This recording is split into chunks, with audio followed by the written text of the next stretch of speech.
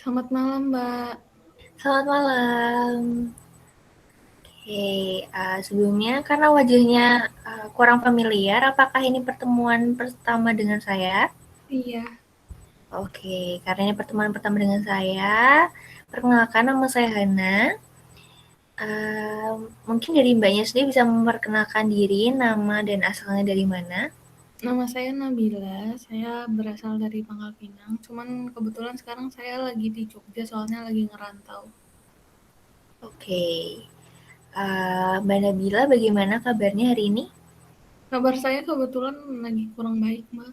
Oh, seperti itu. Sebelum kita mulai, saya uh, mencoba memastikan apakah kondisi saat ini untuk bercerita ini dari Mbak Nabila ini nyaman, dari lingkungan sekitar, koneksi internet, apakah lancar dan nyaman? Iya, sudah. Oke, baik. Sebelum kita mulai, saya akan menjelaskan. Jadi kurang lebih untuk 30 menit ke depan, Mbak Nabila akan bersama saya. Selama 30 menit ini, Mbak Nabila bisa berbagi atau bercerita mengenai hal-hal yang ingin dibagikan tentunya atau mengganjal dari perasaan Mbak Nabila sendiri. Seperti itu ya.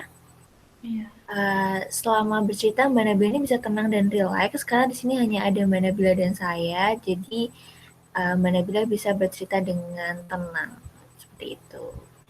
Nah, tadi ketika saya menanyakan kabar Mbak Nabila tampaknya sedang kurang baik. Kira-kira mungkin ada yang mau dibagikan dengan saya? iya karena itu, Mbak. Saya baru putus dari pacar saya. Kurang lebih itu baru 1 bulan yang lalu. Seperti itu. Uh, Baru 1 bulan yang lalu berarti masih baru banget ya Mbak Nabila? Iya. Oke, lalu?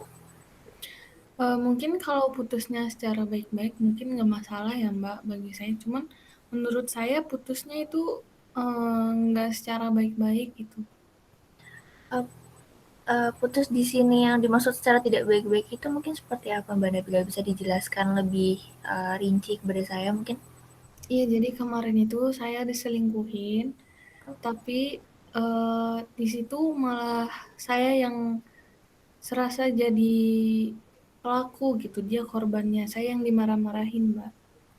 Oke, jadi Mbak Nabila ini baru saja putus dengan pacarnya, namun sayangnya pacar Mbak Nabila yang kebetulan ini berselingkuh justru menyalahkan Mbak Nabila ya. Oke, seperti itu.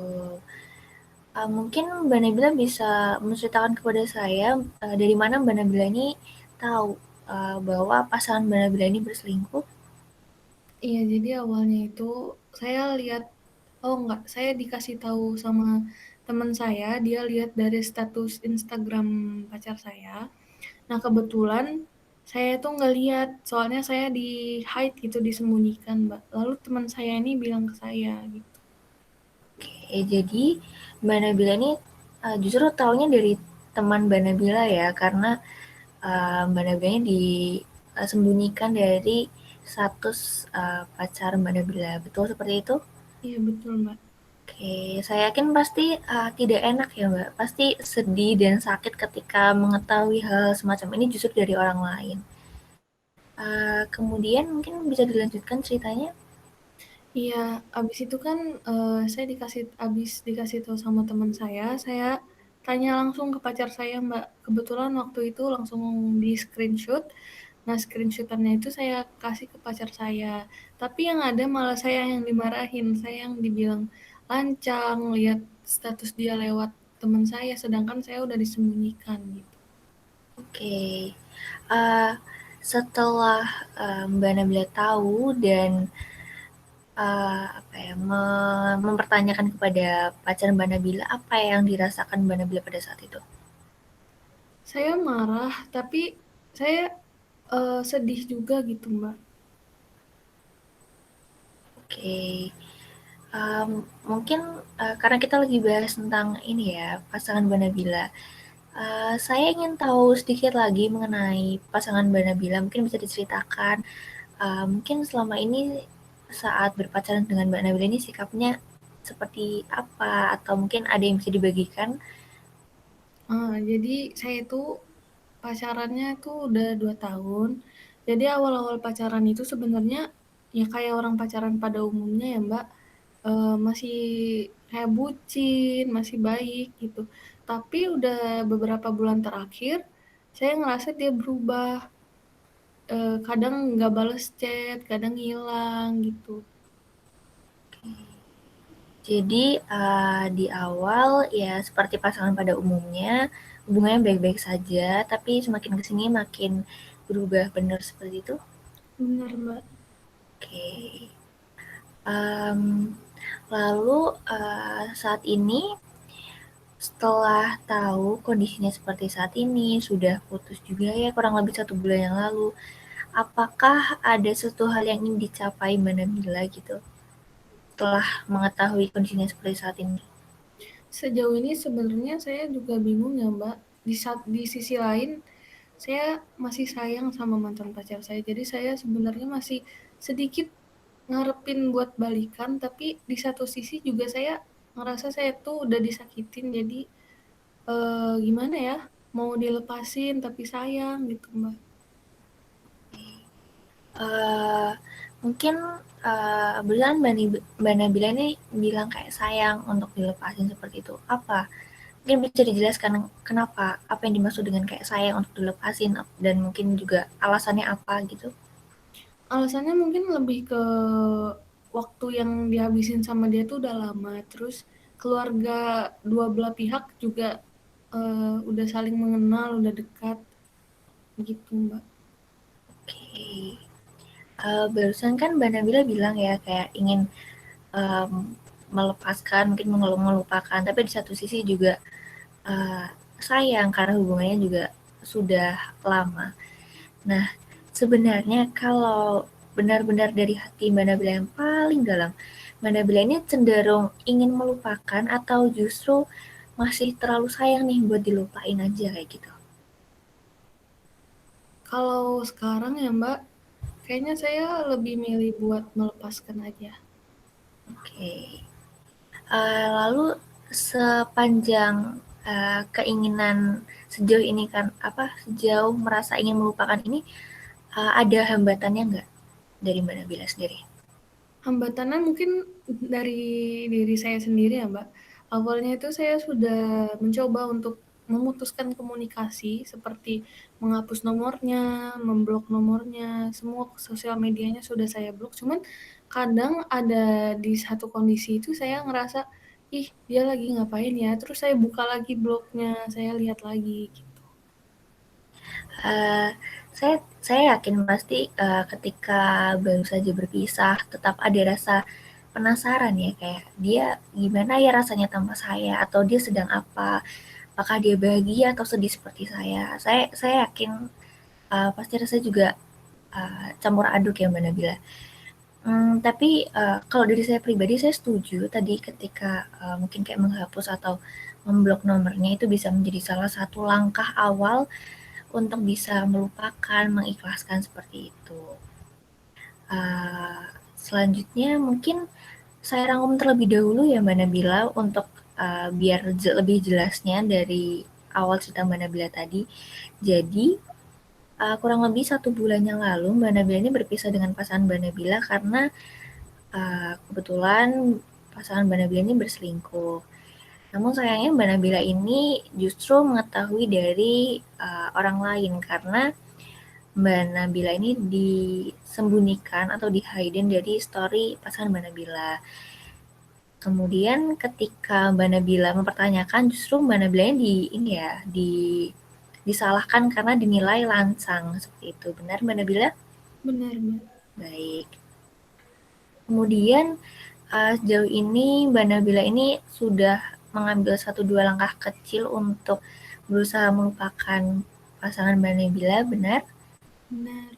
Baik, oke.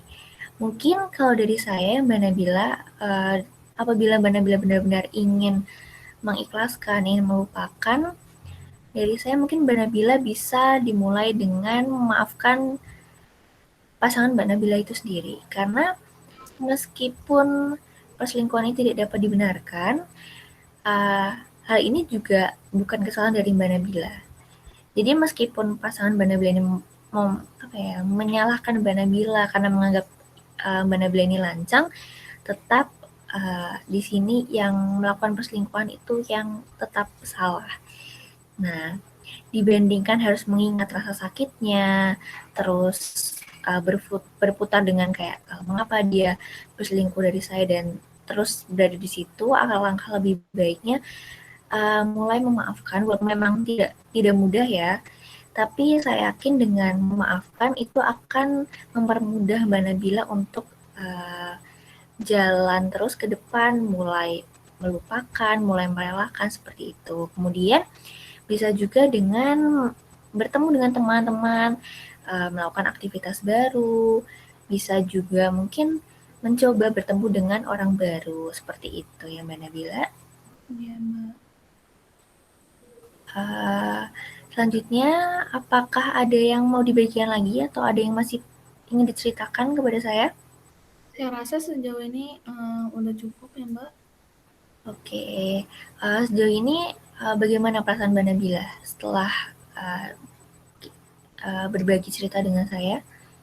Perasaan saya mungkin agak sedikit lega karena saya juga sudah berbagi cerita kepada Mbak. Karena kebetulan saya nggak pernah kasih cerita ini ke mana-mana gitu. Oh, Jadi seperti saya itu. pendam sendiri. Baik. Syukurlah kalau Mbak Nabila merasa sedikit lebih ringan ya, lebih baik. Semoga kedepannya Mbak Nabila bisa kembali seperti semula, kondisi hatinya, kondisi moodnya mungkin bisa jadi lebih baik. Namun apabila kedepannya merasa perlu lagi untuk melakukan konsultasi, perlu melakukan konseling lagi, Mbak Nabila bisa melakukan sesi konseling untuk selanjutnya.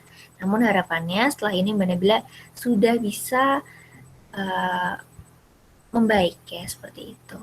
Iya. Baik, karena melihat waktu juga, sesi konseling kita juga sudah waktunya udah hampir habis.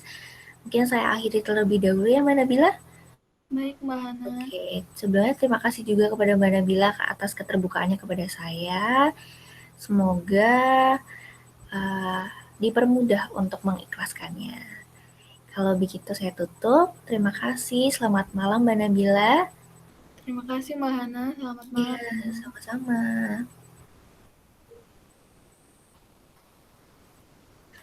Oke, menurut saya untuk penilaiannya dari konselor, untuk yang pertama penampilan konselornya itu sudah cukup baik, sudah profesional.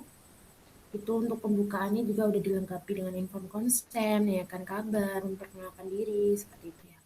Lalu raportnya juga sudah, penekanan suaranya sudah dapat, kontak mata konselor pada konselnya juga sudah baik. Lalu attendingnya memberi perhatiannya sudah cukup, dan mungkin nanti di bagian empati lebih ditambah lagi ya. Tadi cuman muncul beberapa kali gitu, mungkin bisa ditambah lagi gitu.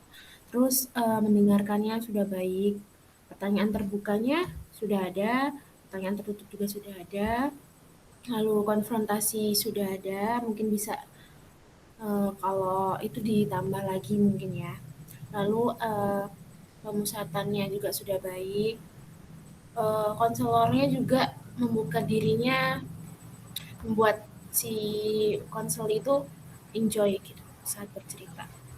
Lalu memberi dukungan sudah ada, terus memberi dorongan juga, mungkin memberi dorongan ini bisa ditambah lagi ya Mbak. Lalu keterampilan penyelesaian masalahnya sudah cukup baik.